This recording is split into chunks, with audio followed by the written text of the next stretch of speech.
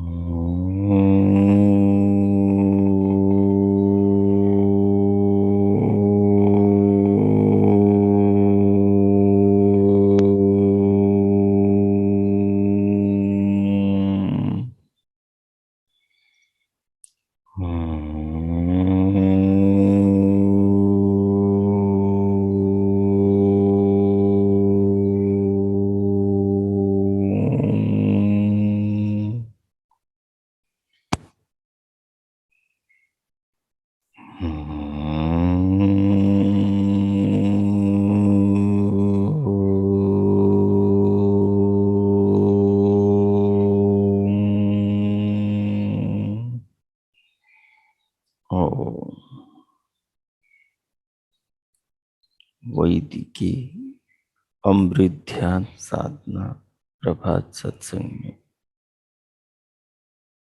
आप सभी साधक साधिकाओं का, उपासक उपासिकाओं का हार्दिक स्वागत है। आइए पूर्व की भांति आज की ब्रह्म मुहूर्त में, आज की ब्रह्म वेला में भी हम उन महान प्रभु जगदाधिपति जगदीश्वर के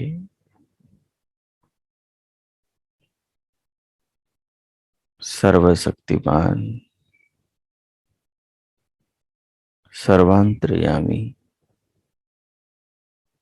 अजर अमर अभय सर्वाधार सर्वेश्वर सच्चिदानंद स्वरूप परमेश्वर के जगत व्यापी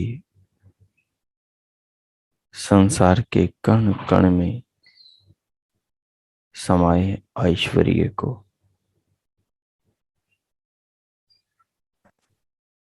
अपने शरीर में, अपने जीवन में, अपनी देह के भीतर के अनगिनत अवयवों में महसूस करें, देखें, अनुभव करें।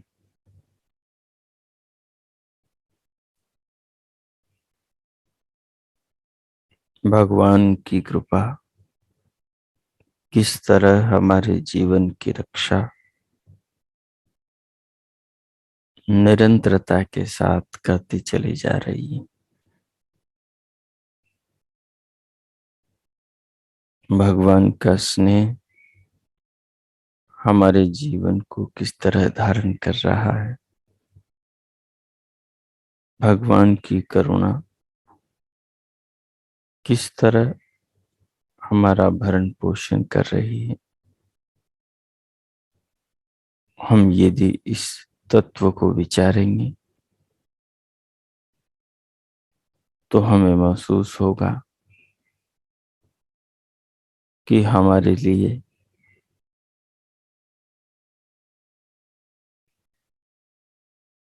जो विश्व चेतना परमात्मा है,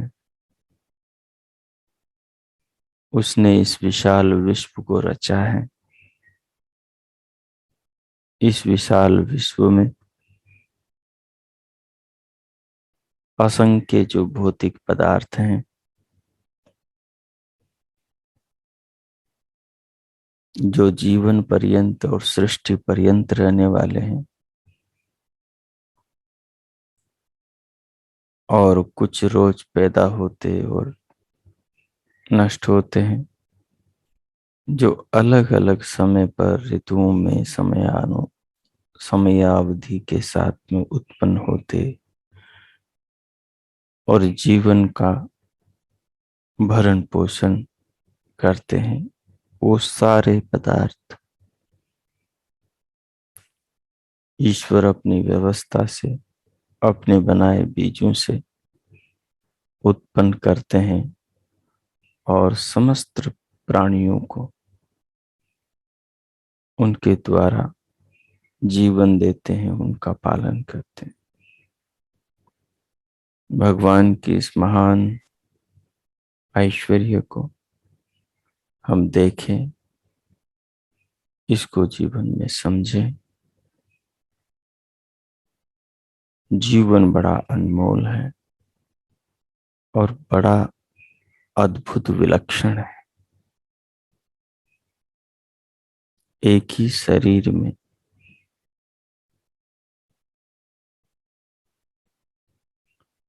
अग्नि भी है और पानी भी है।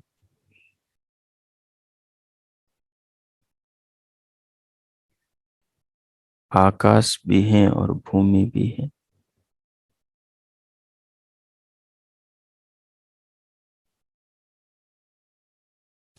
इसी शरीर में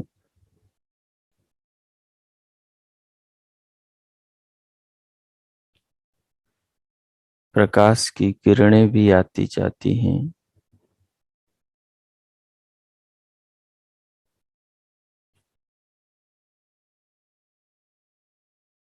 प्राण भी आते जाते हैं। आत्मा भी आती और जाती है। ये शरीर बड़ा ही विलक्षण है। ये स्वर्ग की नौका है।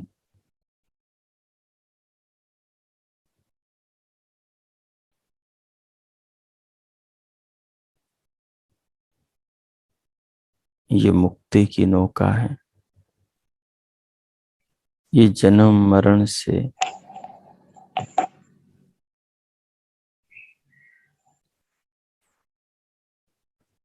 जन्म मरण के बंधनों से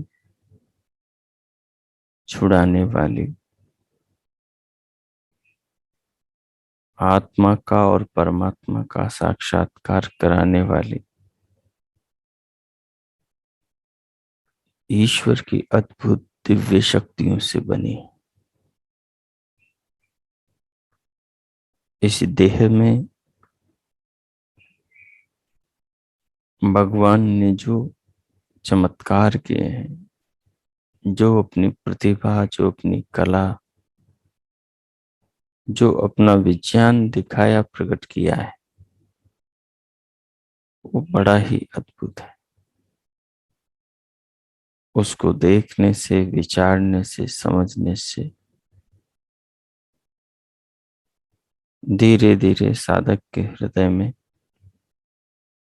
उन महान प्रभु विश्व विधाता जगदीश्वर के प्रति श्रद्धा, प्रेम, आस्था के भाव पैदा होते। उन्हीं से जीवन बदलता है। उन्हीं से ही व्यक्ति के विचार में जीवन का स्वच्छ निर्मल वैदिक स्वरूप प्रकट होता है। सो आइए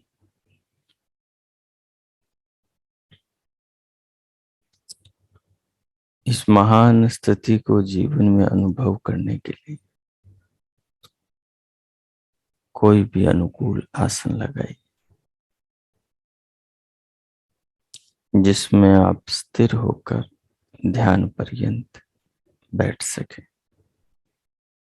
आलती पालथी लगाकर कमर, पीठ और गर्दन को सीधा कर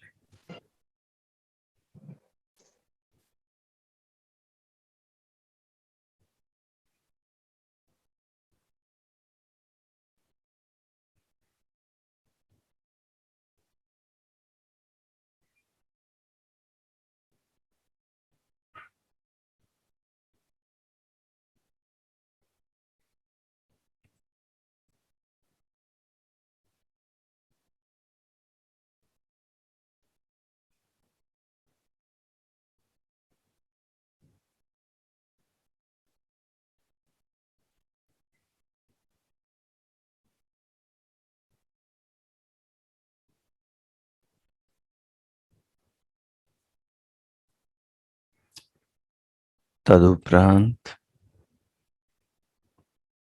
दोनों हथेलियों को गोद में रखते हुए, नेत्रों को बंद रखते हुए पलकों को सहज करें। पूरे शरीर को अनुभव करें। सिर से पांव तक के शरीर को अनुभव करते हुए बाहर से भीतर आने वाली श्वास को अनुभव करें।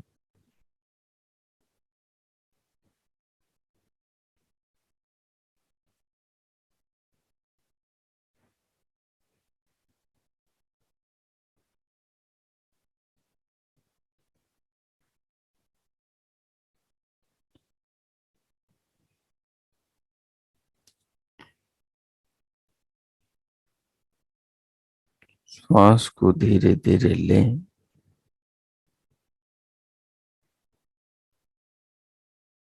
और अनुभव करते हुए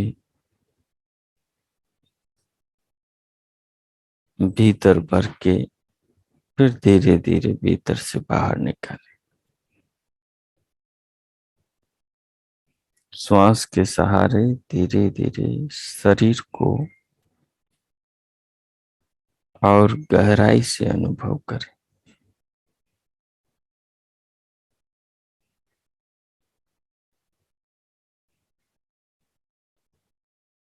दिव्य नाद को सुनने का प्रयास करें। दिव्य प्रकाश को देखने का प्रयास करें।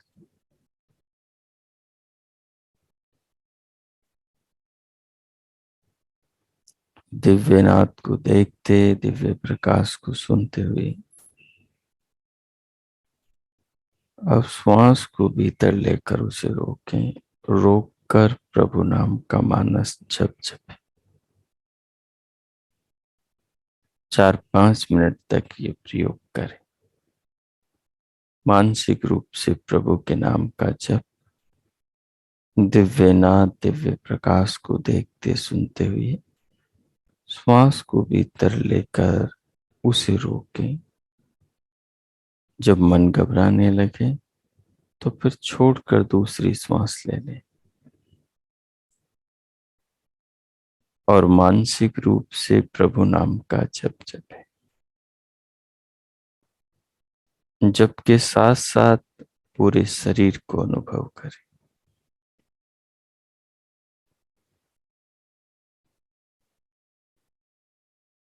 अनुभव करते हुए ये भाव भीतर रखें कि अनुभव करने वाला मैं चेतन आत्मा हूं।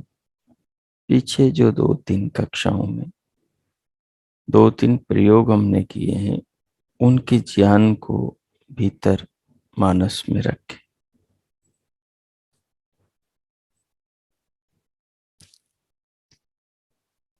कि मैं आत्मा प्रभु की सृष्टि, प्रभु के शरीर, प्रभु के शरीर में ये जो अंग प्रत्यंग है, मेरे शरीर में जो अंग प्रत्यंग है, इन सबको अनुभव कर रहा हूं।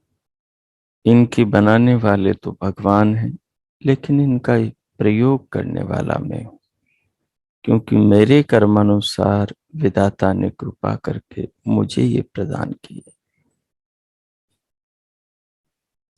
इस प्रकार इस शरीर की, इस संसार की वस्तुओं में जो परमात्मा का प्रेम झलकता है, उनकी करुणा, उनकी महिमा, उनकी प्रतिभा झलकती है, उसका अवलोकन करें और उसके संस्कारों से अपने अंतःकरण को संस्कारित करें। ओ कीजिए। अब मैं 5-7 मिनट मौन होता हूँ। ओ करें।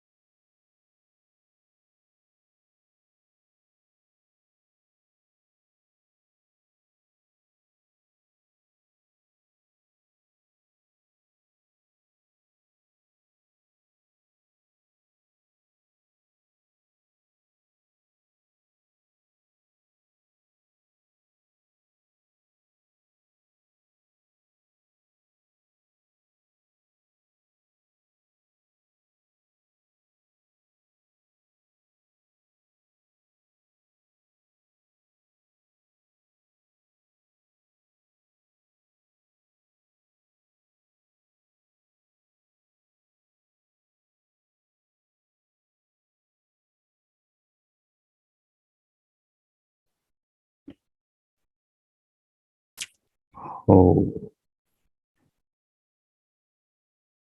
हो। इस प्रकार प्रभु की महिमाओं का, उनकी कृपाओं का, उनकी व्यवस्थाओं का अनुभव विचार करते हुए, प्रभु नाम का मानस जप करते हुए, दिव्य नाद सुनते, दिव्य प्रकाश देखते,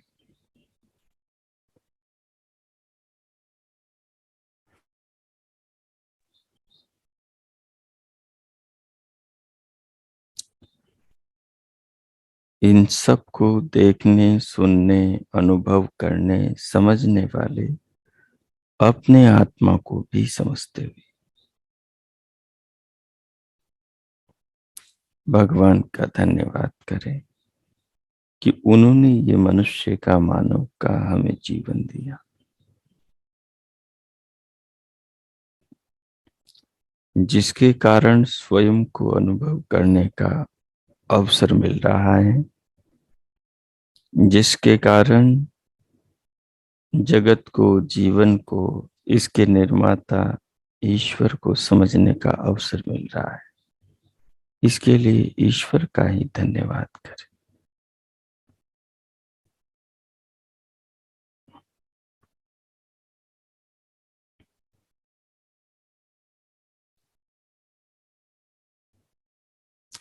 और ईश्वर का धन्यवाद करते हुए अब स्वयं को भीतर से बाहर स्क्रीन पर लाएं। चाहे तो दोनों हथेलियों का परस्पर कर्षण करें, उष्ण हथेलियों से पूरे मुखमंडल का स्पर्श करें, उंगलियों के मध्य से पलकें खोलते हुए भीतर से बाहर आ जाए। स्क्रीन पर देखें।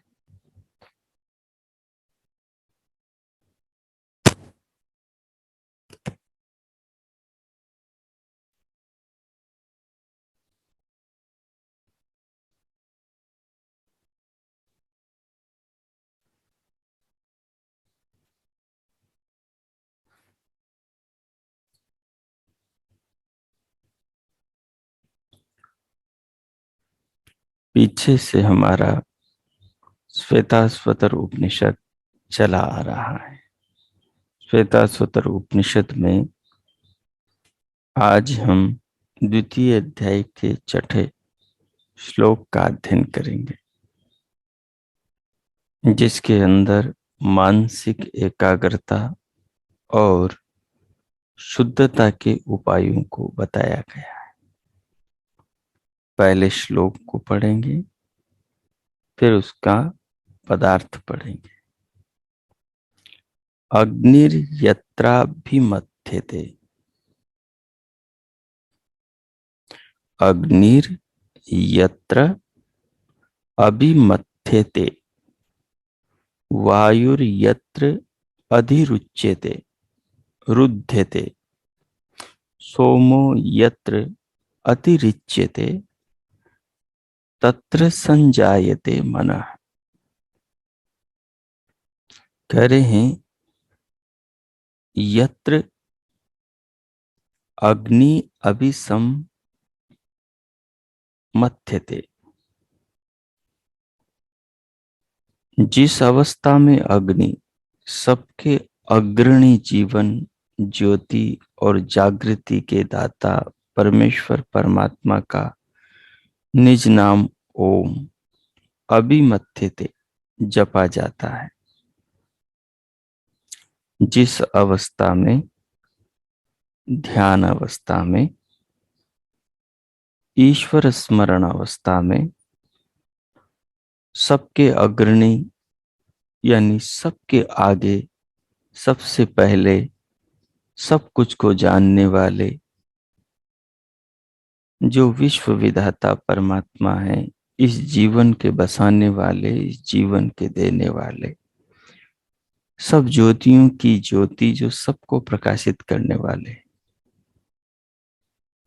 सबकी जगाने वाले हैं, सबको ज्ञान देने वाले हैं, वेदों का उपदेश करने वाले, वे परमपिता परमात्मा का जो निज नाम है ओम,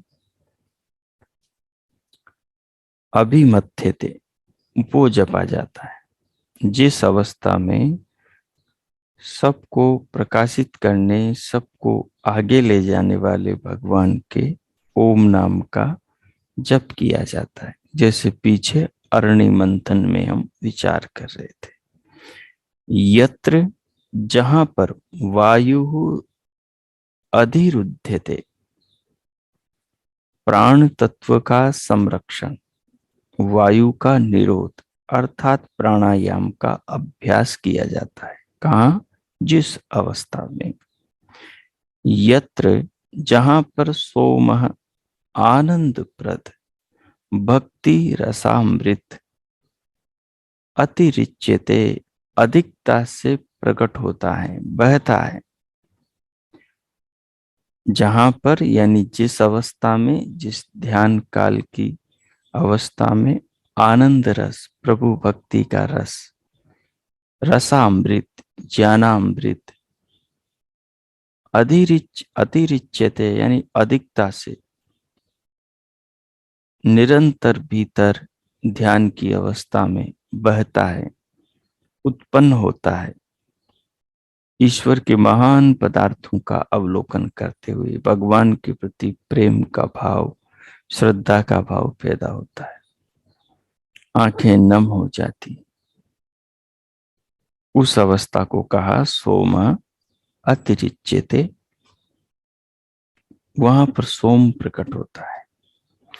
तत्र, उस अवस्था में मनः समजायते, मन शुद्ध, स्निग्ध, स्निग्ध यानी आर्जव, गीलेपन से यानी स्नेह से, शांत, सुखी और एकाग्र हो जाता है।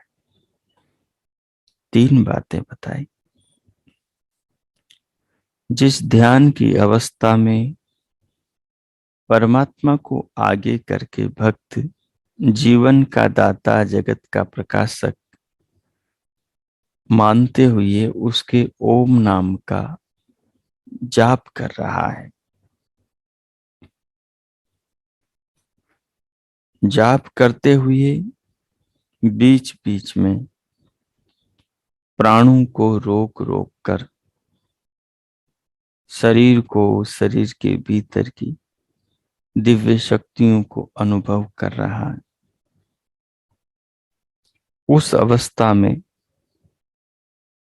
जो मन को एकाग्रचित करके या मन को कहीं लगाकर जो किसी विषय का, किसी वस्तु का, शरीर के किसी अंग प्रत्यंग का, जीवन के किसी विषय का ध्यान कर रहा है, भगवान के ओम नाम का, जिसका अर्थ सर्वरक्षक है, उसका जप करते हुए ईश्वर कैसे रक्षा कर रहा है, इन विषयों को अंदर बैठा बैठा ध्यानस्थ होकर विचार रहा है, तो उस विचारते हुए जो उसको सुखानुभूति होती, वही सोम है, वही उसके हृदय में बरस रहा है, उसी के आनंद को वो पान कर रहा है।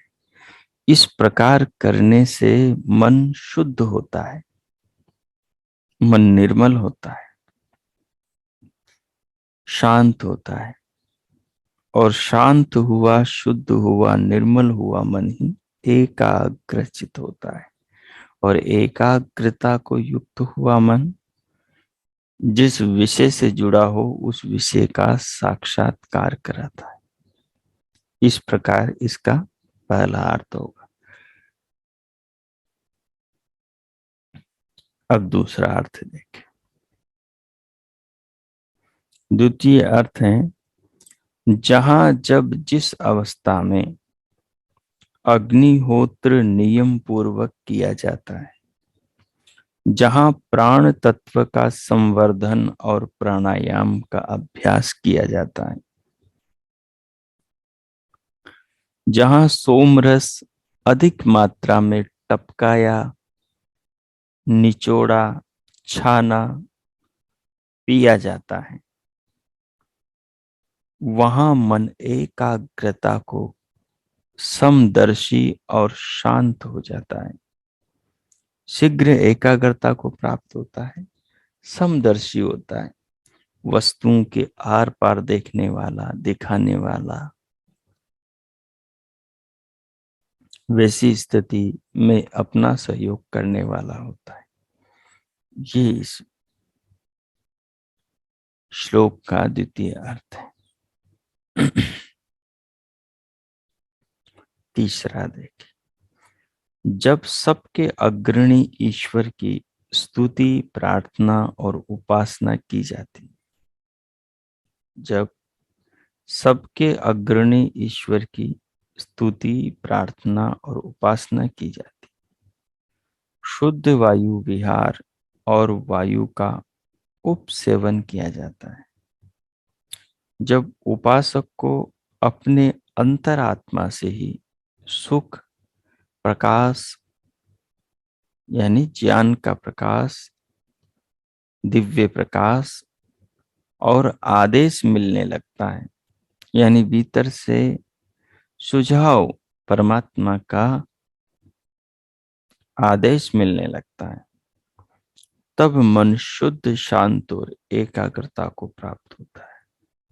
चौथा अर्थ, जब अग्नि स्वरूप पाप ताप नाशक प्रभु का नाम जपा जाता है, शरीर की प्रत्येक नस नाड़ी में वायु का संचरण होता है और भक्ति रस धारा का स्रोत फूटता है, तब मन शुद्ध, एकाग्र, प्रसन्न होता है। पांचवा, जहां पर अग्नि को प्रदीप्त करना चाहिए, उस मूलाधार चक्र में अग्नि के प्रदीप्त होने पर, जहां पर वायु को रोकना चाहिए, देह के उस भाग में जहां मूलाधार चक्र है, और जहां मानस अग्नि को प्राण वायु की धोकनी से प्रदीप्त करके उसे मूलाधार चक्र से सुषुम्ना नाड़ी तक पहुंचाया जाता है, मानस अग्नि के मंथन और प्राणायाम के अभ्यास द्वारा सुषुम्ना नाड़ी के द्वार को खोला जाता है। जब योगाभ्यासियों को अपने अनुष्ठानों में अमृत पान का सा आनंद मिलने लगता है, तब मन शुद्ध, शांत, एकाग्रता, समतापूर्ण और वशीभूत हो जाता है, नियंत्रण में आ जाता है। इस प्रकार 5 प्रकार के इस श्लोक के अर्थ हैं। इस श्लोक के अग्नि, वायु और सोम शब्द के अर्थ परिवर्तन और विशेष मनन के द्वारा और भी कई प्रकार के उपयोगी एवं सुसंगत अर्थों की प्राप्ति की जा सकती है।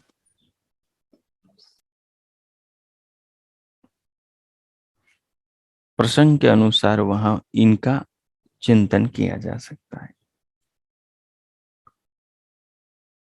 प्रकरण को देखते हुए यहाँ योग विद्या और ईश्वर भक्ति प्रदान अर्थों का अधिग्रहण ही अधिक उचित है। जब सोम पद का विचार स ओम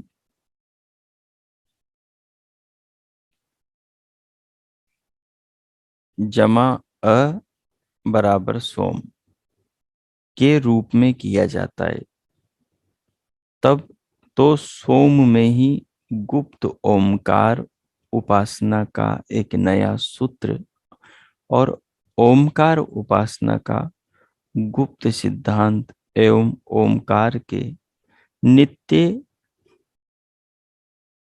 नित्य प्रत्यक्षीकरण का नया मार्ग व उपाय भी उपासक को मिल जाता है। जो सोम शब्द है, जिसका अर्थ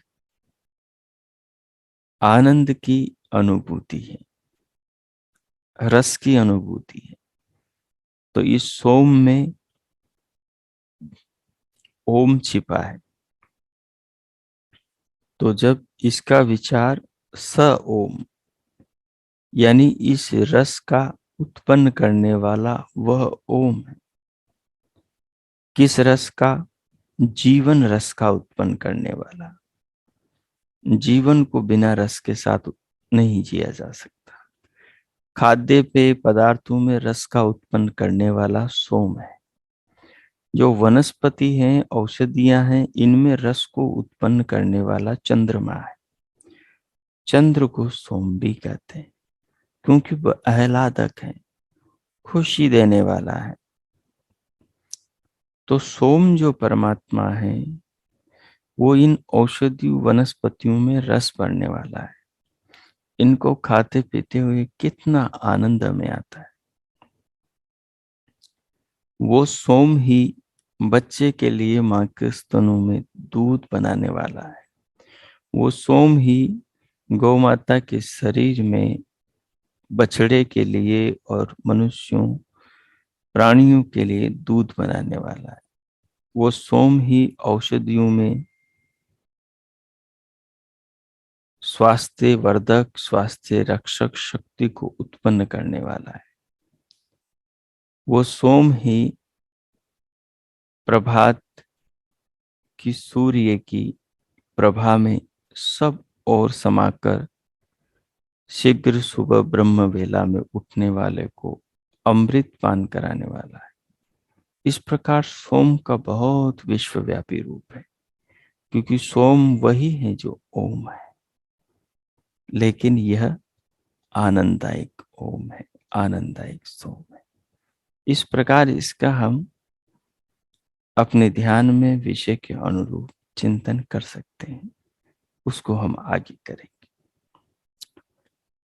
यहाँ जिस अग्नि मंथन का उल्लेख है वह मुख्यतया तो ओमकार जपिए।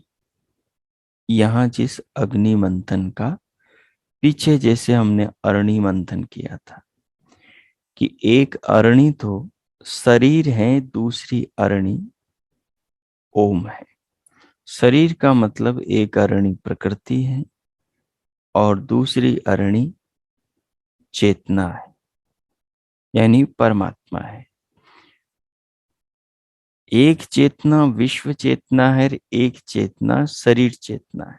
शरीर में रहने वाली चेतना आत्मा है, विश्व में रहने वाली चेतना परमात्मा है।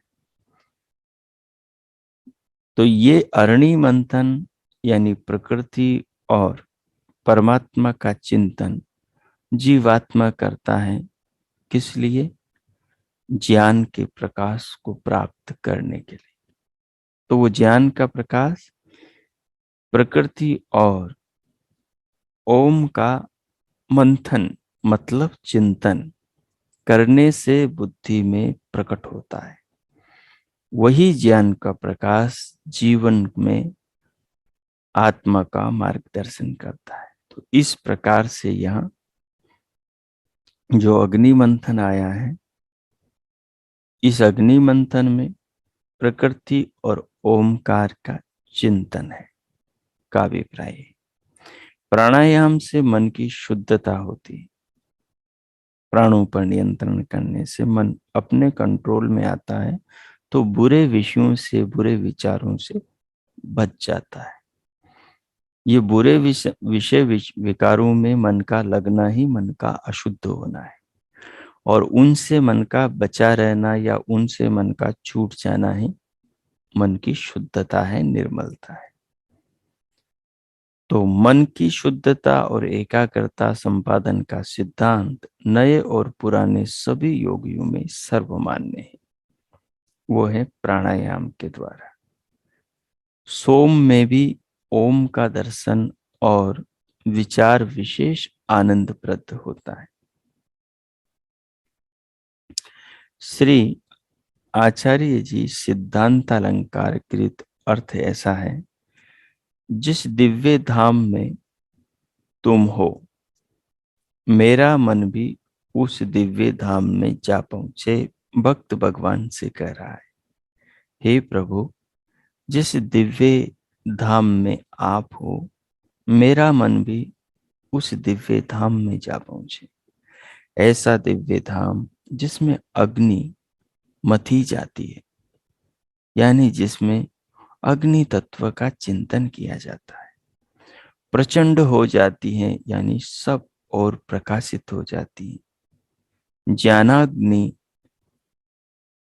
इस प्रकार से प्रबल होती हैं कि जीवन के सूक्ष्म से सूक्ष्म छिपे हुई कमी को भी प्रकाशित कर देती। वायु जुड़ जाता है, प्रबल हो जाता है, और जिसमें सोम का अतिरेक हो जाता है, प्रवेश हो जाता है, तो वह लबालब भर जाता है।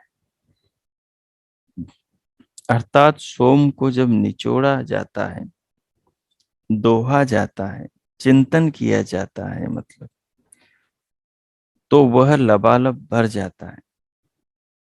सोम याग में जैसे अग्नि, वायु और सोम की आवश्यकता होती है,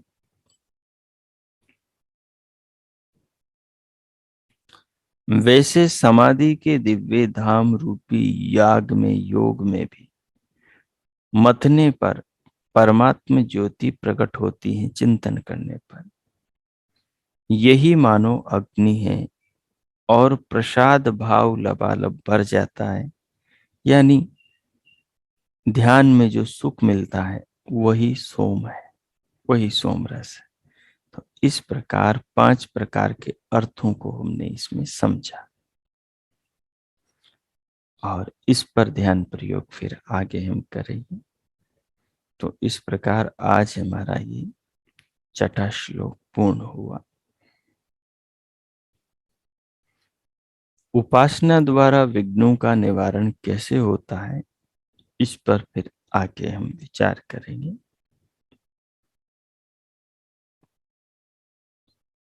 अब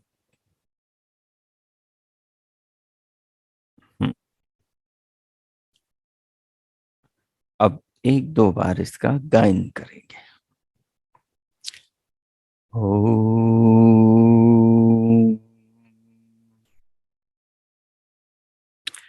अग्निर्यत्राभिमथ्यते, वायुर्यत्राधिरुध्यते, सोमो यत्राधिरिच्यते, तत्र संजायते मनः। ॐ अग्निर्यत्राभिमथ्यते, वायुर्यत्राधिरुध्यते, सोमो यत्रातिरिच्यते, तत्र संजायते मनः। तत्र संजायते मनः। ओ, इस प्रकार से इसका गायन करेंगे। और अब 2 मिनट ध्यानस्थ होकर इसमें जो हमने पढ़ा, समझा, महसूस किया, उसको आत्मसात करेंगे और भगवान का धन्यवाद करेंगे। ओ।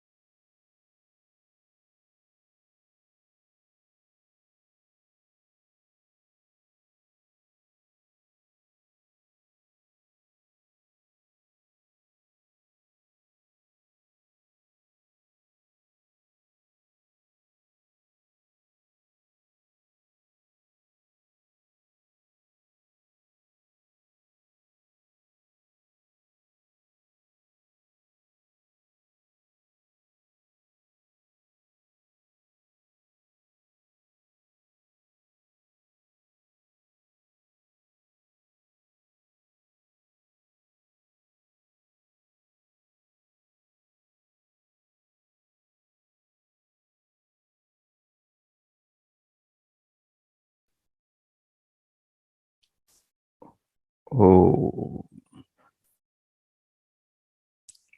हो। इस प्रकार श्लोक के अर्थ को, भाव को आत्मसात करते हुए, भगवान का धन्यवाद करते हुए अब हम शांति पाठ करेंगे। मन ही मन परमात्मा के प्रति धन्यवाद का भाव बनाए रखें। जीवन के लिए, मनुष्य शरीर के लिए, आत्म उत्थान, आत्मनिर्माण के इस ज्ञान के लिए, अवसर के लिए, जीवन में जागृति के लिए प्रभु का धन्यवाद। प्रभु के धन्यवाद के भाव में स्वयं को रखें। शांति पाठ। ओम